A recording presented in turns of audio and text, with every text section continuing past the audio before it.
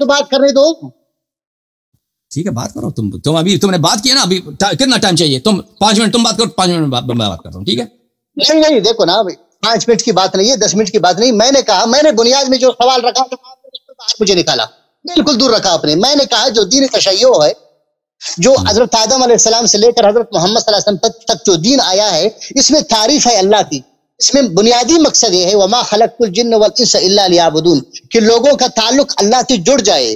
حضور اکرم صلی اللہ علیہ وسلم آخری پیغمبر ہے, ساری جو دین کی ساری جو تکمیلات ہے اس کو سارا اتار دیا گیا اس پر. وما ارسلناک الا کافۃ للناس بشیرا ونذیرا.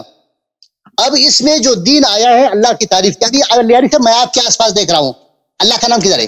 یا ابا الفضل عباس, یا ابا عبداللہ علیہ السلام.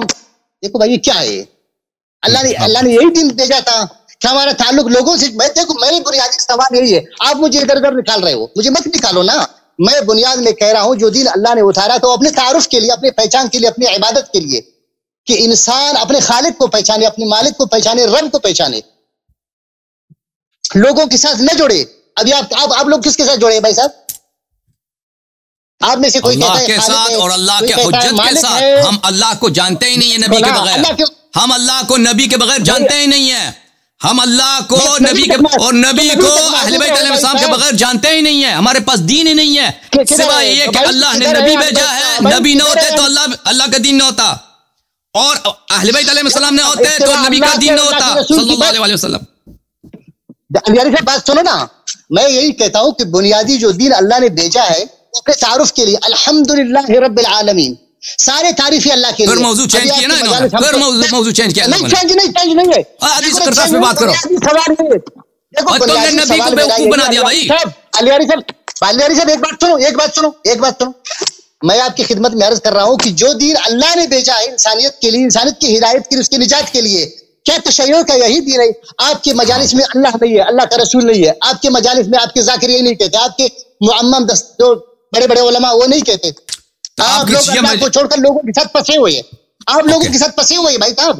اللہ کے ساتھ آپ لوگوں کا کوئی تعارف نہیں ہے.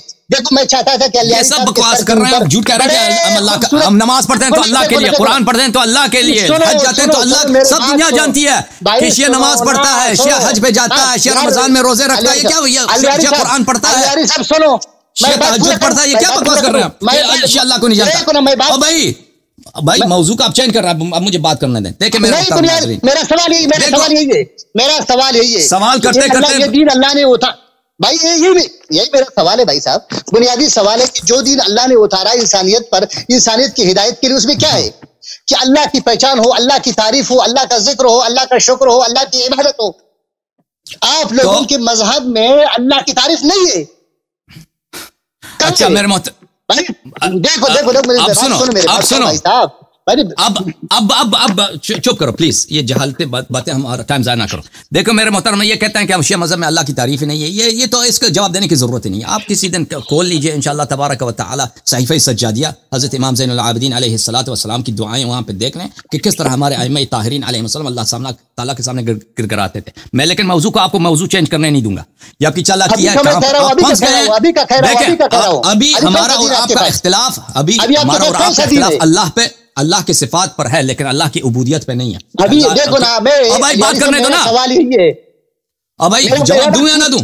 میرے سوال سنو گے کتنی دفعہ سناؤ گے بھائی؟ بھائی دیکھ موضوع کدھر ادھر ہٹا رہے ہیں نا, موضوع کو مت ہٹاؤ. میں کہتا ہوں جو دین اللہ نے اتارا انسانیت پر حضور اکرم صلی اللہ علیہ وسلم کے ذریعے آخری قیامت تک انسانوں کے لیے, یہ وہی دین ہے جو آپ کے پاس ہے.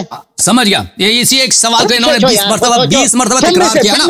تم میں بھائی سنو, تم میں سے کوئی کہتا ہے یا حسین اشفنا, یا حسین ارزقنا, یا حسین اقض حاجاتنا, یہی دین ہے.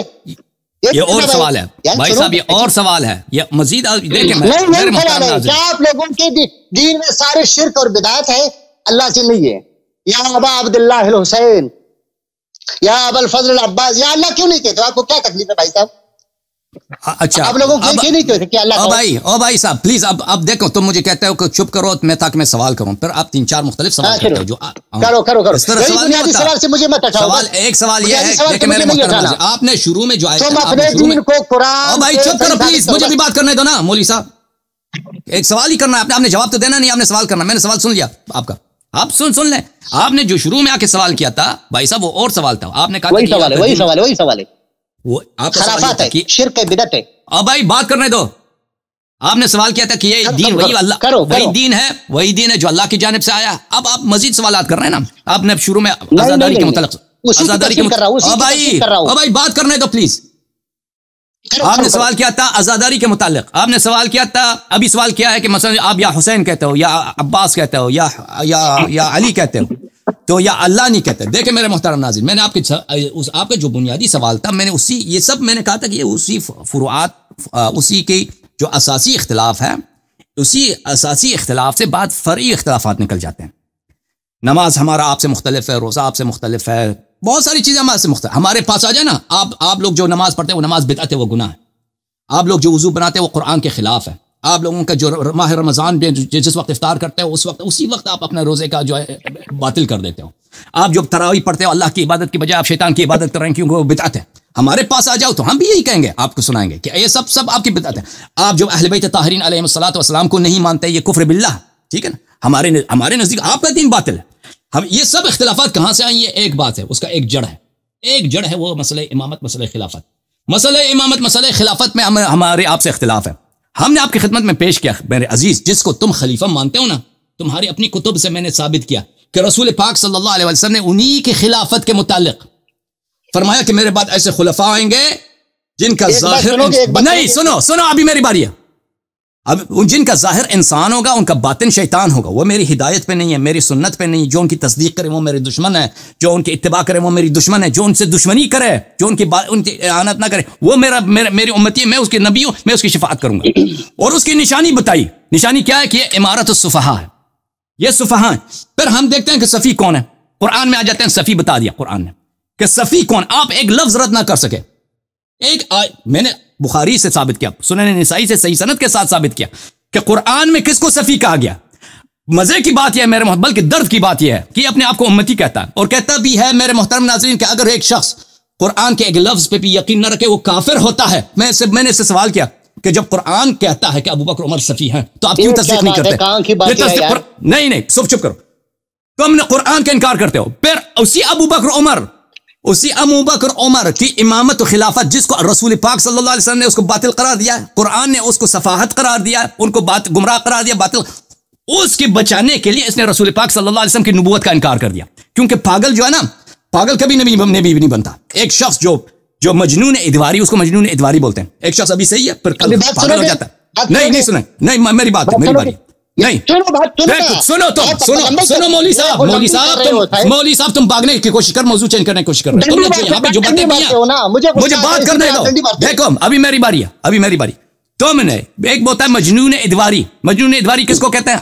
ابھی صحیح ہے, کل جو ہے وہ پاگل ہو جائے گا. ان کا عقیدہ یہ ہے میرے محترم ناظرین کہ نبی صلی اللہ علیہ وسلم جب بیمار ہوتے تھے تو وہ پاگل ہو جاتے تھے, بشری حالت ان پہ طاری ہو جاتی تھی. اب تم نے خود کہا بشری حالت, انہوں نے بے ہوشی کی حالت میں, یہ بے ہوشی کی حالت کیا ہے میرے محترم ناظرین؟ بے ہوشی کی حالت یعنی ان کا عقل کا یہ تو نہیں تھا کہ وہ بالکل بات ہی نہیں کر رہے تھے, وہ بات کر رہے تھے, دیکھ رہے تھے, کہتے قلم کاغذ لے کے آؤ میں لکھ دوں, لیکن یہ ان کی ہوش نہیں تھی, یعنی عقل نہیں تھی. نبی صلی اللہ علیہ وسلم جب بیمار ہوتے تھے پاگل ہوتے تھے. یہ رسول پاک سب دنیا کو پتا ہے کہ ایک شخص جب بیمار ہوتا ہے وہ پاگل ہوتا ہے, پاگل ہو جاتا ہے تو اس کے عقل پہ کوئی بھروسہ نہیں ہوتا, اس کی سنت پہ, اس پہ وہ کچھ بھی کہہ سکتا ہے. رسول پاک صلی اللہ علیہ وسلم اپنی سیرت میں کتنے دفعہ بیمار ہو گئے؟ بہت دفعہ بیمار ہو, بلکہ ایک بیماری تھی ان کو شقیقہ کی ایک بیماری جس کو مائگرین بولتے ہیں. رسول پاک صلی اللہ علیہ وسلم کو اکثر یہ ہو جاتا تھا کہ ان کے سر پہ درد ہوتا تھا, ہماری جان ماں باپ ان پہ فدا ہو. وہ اگر وہ ہر دفعہ اسی طرح تو ان کی سنت پہ اعتبار کیا رہتا؟ پھر میرے محترم ناظرین میں نے ان سے واضح طور پہ سوال کیا تھا کہ یہ انہوں نے جب حکم دیا تھا کہ قلم کاغذ سوال کیا جواب کیا دے بھائی صاحب؟ نہیں اب پتہ چلا نا کہ تم اس دین پہ ہے ہی نہیں ہے. پتہ چلا نا تم نے جب نبی سوال کیا ہے میرا سوال میں نے بتا دیا. چپ کرو ابھی, جو بھی نبی صلی اللہ علیہ وآلہ وسلم کو آپ نہیں چپ کرو بھائی, ابھی میری باری ہے. تم تو سوال کر رہے ہو, سوال کا جواب چھننے کا تم سوال وہی ہے.